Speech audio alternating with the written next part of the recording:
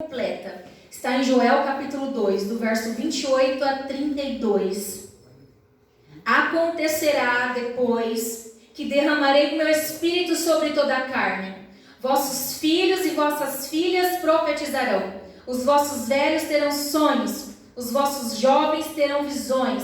E também sobre os servos e sobre as servas naqueles dias derramarei o meu espírito. E mostrarei prodígios no céu e na terra, sangue e fogo e colunas de fumaça, o qual o sol se converterá em trevas e a lua em sangue, antes que venha o grande e terrível dia do Senhor, e há de ser que todo aquele que invocar o nome do Senhor será salvo. Como sabemos que essa profecia possui um efeito reproduzido no futuro, replicado no futuro? Pedro explica em Atos capítulo 2, no verso 16, Pedro diz: mas isto é o que foi dito pelo profeta Joel. Entendamos, irmãos, Atos capítulo 2, o fogo tinha descido no Pentecoste, aquele povo começa a falar em línguas, todas aquelas 17 ou 27 nações ali, os povos que estavam ali em Jerusalém, ouviram eles pregarem e falarem das grandezas do Senhor na sua própria língua, da sua própria nação. E então Pedro começa a explicar: olha, irmãos, o que vocês estão vendo aqui foi o que foi predito pelo profeta Joel, quantos séculos antes de hoje. E então o Pedro cita Joel capítulo 2, verso 28 a 32, exatamente essa profecia que acabamos de ler. Pedro, nesse mesmo momento, no dia de Pentecoste, ele recita, é como se ele tivesse tudo em mente gravado, todos os versículos de Joel. Ele recita e diz: o que está acontecendo hoje foi o que foi profetizado lá em Joel. Então isso não significa que a profecia se cumpriu completamente? A gente pode se perguntar. Não. Essa profecia se cumpriu parcialmente. E ainda tem parte reservada para o final dos tempos. Vamos ver por quê? Vamos ler de novo, verso 28 e 29. É a parte que se cumpriu. Diz assim: acontecerá que depois derramarei o meu espírito sobre toda a carne. Vossos filhos e filhas profetizarão, os velhos terão sonhos, os jovens terão visões. E sobre os vossos servos e servas derramarei o meu espírito. Aconteceu em Pentecostes? Amém. Agora os versos 30 e 31 ainda não aconteceu.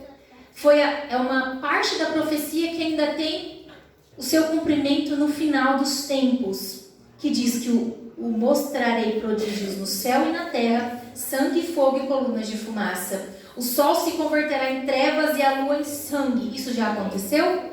Não. A história não conta, a Bíblia não conta, mas Apocalipse, Mateus 24, está aqui. A gente sabe que o Senhor predisse que essas coisas iriam acontecer no final da grande tribulação. Mateus 24 e 25 diz: logo depois da tribulação daqueles dias escurecerá o sol, e a lua não dará mais a sua luz, e as estrelas cairão do céu e os poderes serão abalados. Jesus disse isso falando dos acontecimentos do final da grande tribulação, que ainda acontecerá e durará 7 anos.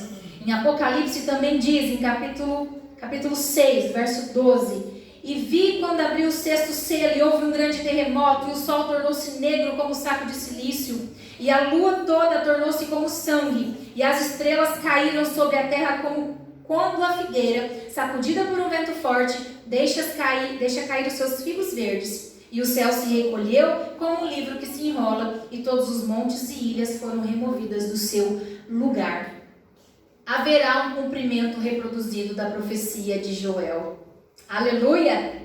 Ainda tem parte da profecia para ser cumprida. Ainda existe uma outra figura associada a esta profecia.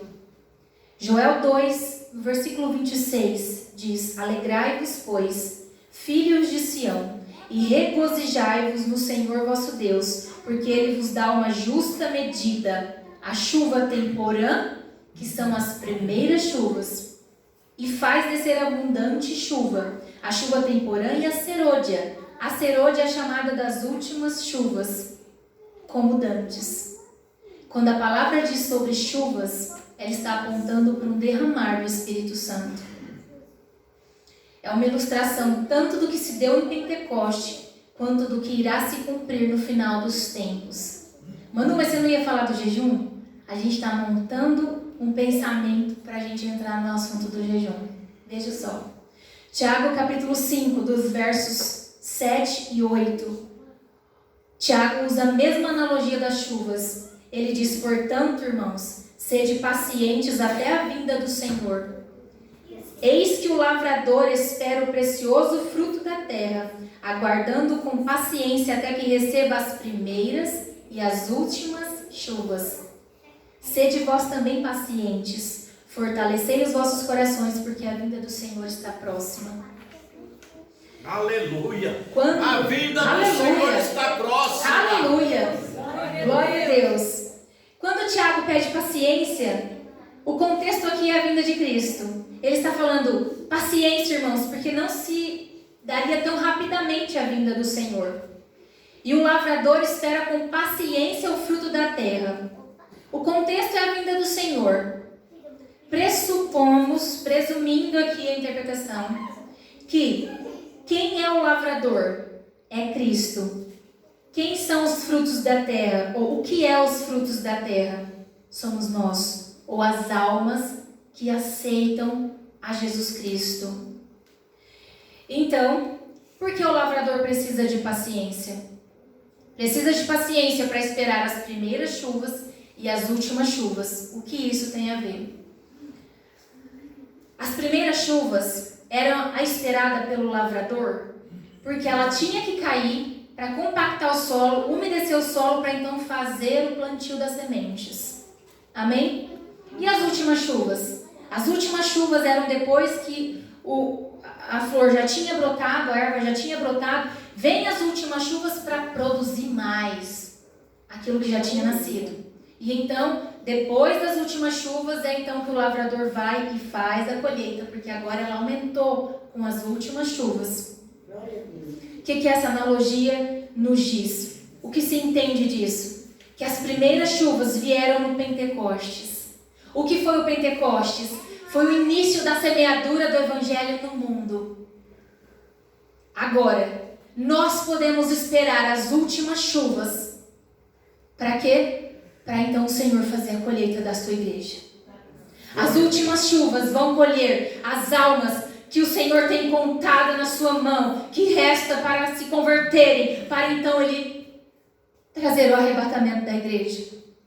E quando Ele fala de chuvas, Ele fala de um derramar poderoso do Espírito Santo. Então nós podemos esperar, quem sabe, um segundo Pentecostes, nos fins dos tempos, aleluia. Haverá um derramar do Espírito Santo reservado para o fim. Para então, depois dessas chuvas, o Senhor recolher a sua igreja. Se você não fica emocionado, se você não fica... Irmãos do céu, eu estou arrepiada, não vai chorar. É forte demais. Aleluia. Glória a Deus. O céu está retendo a vinda de Cristo, até que Deus restaure todas as coisas preditas pelos profetas. O céu está retendo o Senhor. E o que inclui a profecia de Joel? Jesus virá então depois das últimas chuvas. Aleluia. Tem chuvas para serem derramadas. O que a gente sente no coração foi revelado na palavra. Aleluia. Um dos grandes sinais que antecedem o retorno de Cristo é um poderoso avivamento na igreja global. Aleluia. Aleluia. Devemos esperar o novo Pentecostes. Agora, essa promessa carrega uma condição. E é agora que entra o assunto que nós estamos aqui zelando para cumprir. Um princípio do jejum e da oração que o pastor nos convoca. Aleluia. E acontecerá depois disso, Joel diz, no capítulo 2, no versículo 28. Mas do que é isso? Depois do que? Se a gente voltar alguns versículos antes, no verso 15, ele fala do jejum. Que ele fala aqui, ó. Joel 2,15, eu já tinha lido esse versículo. Ele diz: tocai a trombeta, santificai o jejum, convocai uma assembleia solene. Ele já havia convocado a igreja para um jejum.